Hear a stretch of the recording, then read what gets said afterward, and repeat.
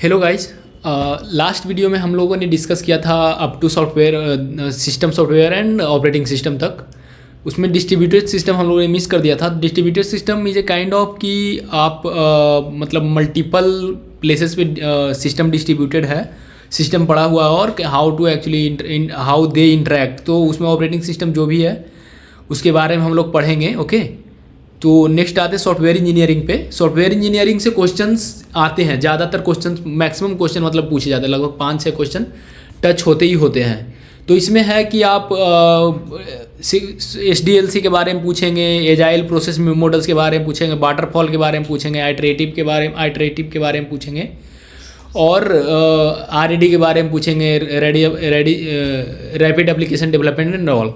So software requirements में क्या आ जाएगा आपका फंक्शनल रिक्वायरमेंट। जब एक सॉफ्टवेयर आप डेवलप करने जाते हो तो उसमें फंक्शनल रिक्वायरमेंट मतलब जो यूज केसेस होंगे कि कैसे वो एप्लीकेशन वर्क करेगा। नॉन फंक्शनल रिक्वायरमेंट जैसे स्केलेबिलिटी से रिलेटेड, मेमोरी से रिलेटेड, परफॉर्मेंस से रिलेटेड, ये सब नॉन फंक्शनल रिक्वायरमेंट में आते हैं। ओके, और SRS कैसे बनाते हैं और SRS क्या होता है इसके बारे में हम लोग जानेंगे।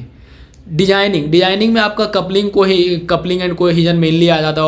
ऑब्जेक्ट ओरिएंटेड डिज़ाइन आप हम लोगों को पढ़ना पड़ेगा, डेटा डिज़ाइन पढ़ना पड़ेगा।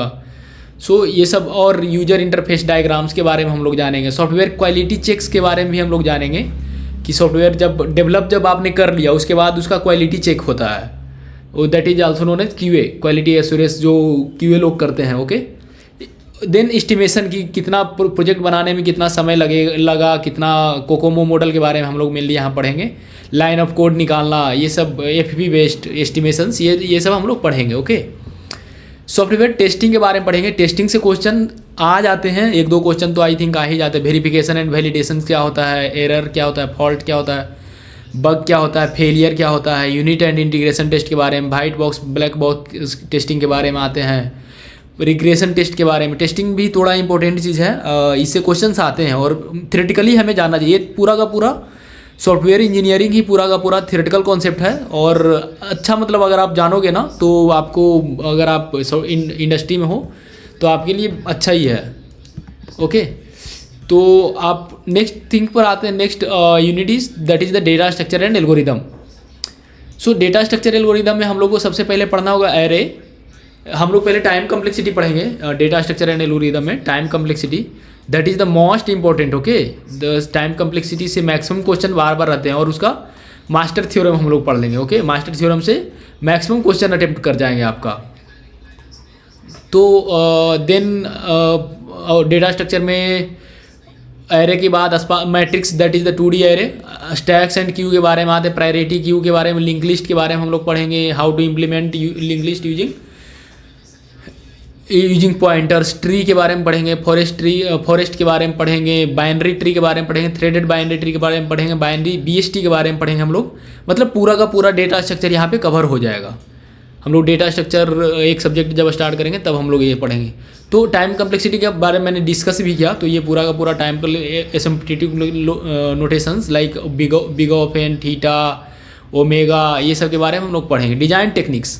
सो डिजाइन टेक्निक्स में आप डिवाइड एंड कंक्यूर है, डायनामिक प्रोग्रामिंग है, ग्रीडी एल्गोरिदम्स है, बैक ट्रैकिंग है, ओके, ब्रांच एंड बॉन्डिंग है। तो डिवाइड एंड कंक्यूर में आ जाता है, मर्ज सॉर्ट आ जाता है, आपका क्यूक सॉर्ट आ जाता है। ये सब हम लोग पढ़ेंगे और भी थ्रेड एल्गोरिदम्स है, वो सब के बारे में हम लोग पढ़ेंगे।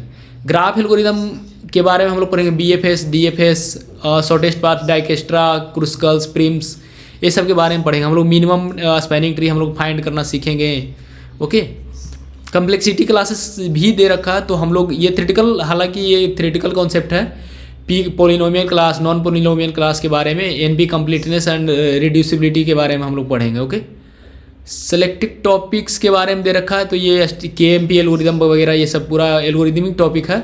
एल्गोरिदम बस जानना है, उसका कम्प्लेक्सिटी जानना है कि ऑर्डर ऑफ कितना में ये इसका टाइम कम्प्लेक्सिटी क्या है। That is more than enough in these kind of exams. Okay, TOC के बारे में पढ़ेंगे, पूरा का पूरा theory of computation and compiler design के बारे में, regular expression, regular language models के बारे में, कॉन्टेक्स्ट फ्री लैंग्वेज के बारे में पढ़ेंगे, ऑटोमेटा के बारे में, पुश डाउन ऑटोमेटा के बारे में पढ़ेंगे हम लोग, NPDA के बारे में पढ़ेंगे, ट्यूरिंग मशीन्स के बारे में पढ़ेंगे। ट्यूरिंग मशीन से 1-2 क्वेश्चन आते हैं, मैंने देखा कि 1-2 क्वेश्चन पूछे जाते हैं BPSC में।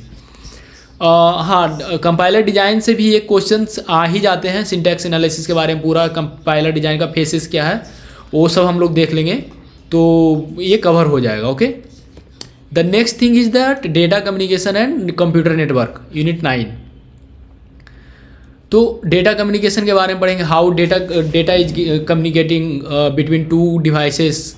सो इसमें half duplex, full duplex, simplex के बारे में पढ़ेंगे पूरा का पूरा। ये पूरा का पूरा डेटा कम्युनिकेशन ना फिजिकल लेयर का पार्ट है, फिजिकल लेयर का पार्ट है। ओके, जब आप कंप्यूटर नेटवर्क पढ़ोगे तो ये फिजिकल लेयर में पूरा का पूरा आ जाता है। हालांकि कंप्यूटर साइंस में उतना ये इंपॉर्टेंट नहीं है, लेकिन दे रखा है तो हम लोग थियोरेटिकली ही जानेंगे, और थियोरेटिकल कॉन्सेप्ट ही है।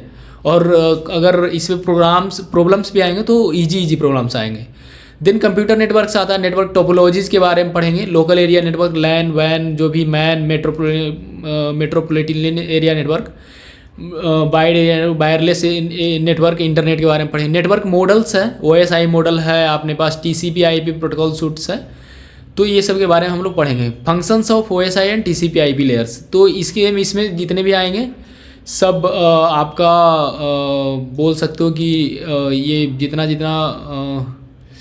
Like framing, error deduction, error corrections के बारे में पढ़ेंगे। ये सब डेटा लिंक लेयर का पार्ट है। फ्लो एंड एरर कंट्रोल के बारे में पढ़ेंगे, स्लाइडिंग विंडो प्रोटोकॉल्स के बारे में पढ़ेंगे, checksums, how to find the checksums and all, तो ये सब हम लोग पढ़ेंगे इसमें। ओके, जितने भी प्रोटोकॉल्स हैं, TCP/IP प्रोटोकॉल।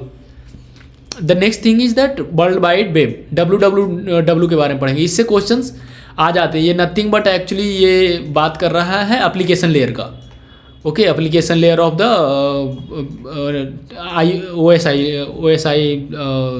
आप बोल सकते हो कि functions of OSI।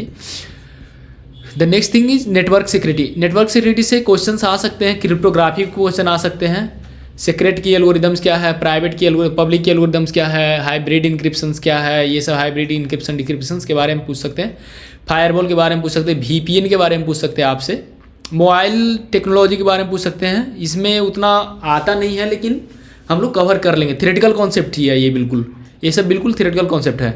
Cloud computing भी, क्लाउड कंप्यूटिंग जो अभी मतलब पीक पे है इंडस्ट्री में, तो जान लेंगे हम लोग क्लाउड कंप्यूटिंग का आर्किटेक्चर वगैरह क्या होता है क्लाउड कंप्यूटिंग एंड IoT, ये सब पूरा हम लोग पढ़ेंगे एक सेपरेट में। और ये BPSC में पूछा भी जाता है, मैंने देखा है 1-2 क्वेश्चन AI से इवन पूछा गया है, क्लाउड कंप्यूटिंग से पूछा गया है, एक ज़्यादा तो नहीं, मतलब 1-2 क्वेश्चन, लेकिन अगर आप 1-2 क्वेश्चन प्लस पॉइंट लेके चलो ना, तो आपके लिए बहुत अच्छी चीज़ है। नेक्स्ट इज AI भी पूछा जाता है BPSC में। ओके, तो हम लोग AI के बारे में थ्योरेटिकली हम लोग पढ़ेंगे, NLP के बारे में क्या होता है, बस ऊपर से पढ़ लेंगे इतना कि अगर क्वेश्चंस आए supervise learning and unsupervise learning के बारे में, तो that is more than sufficient. तो यही पूरा अपना BPSC का सिलेबस फॉलो करता है। BPSC पूरा UGC नेट का ही सिलेबस फॉलो करता है। तो हम लोग अगर UGC नेट के हिसाब से चले ना, UGC नेट के हिसाब से चले अगर BPSC के लेके, तो BPSC हम लोग का ईजिली कवर हो सकता है 11th एंड 12th।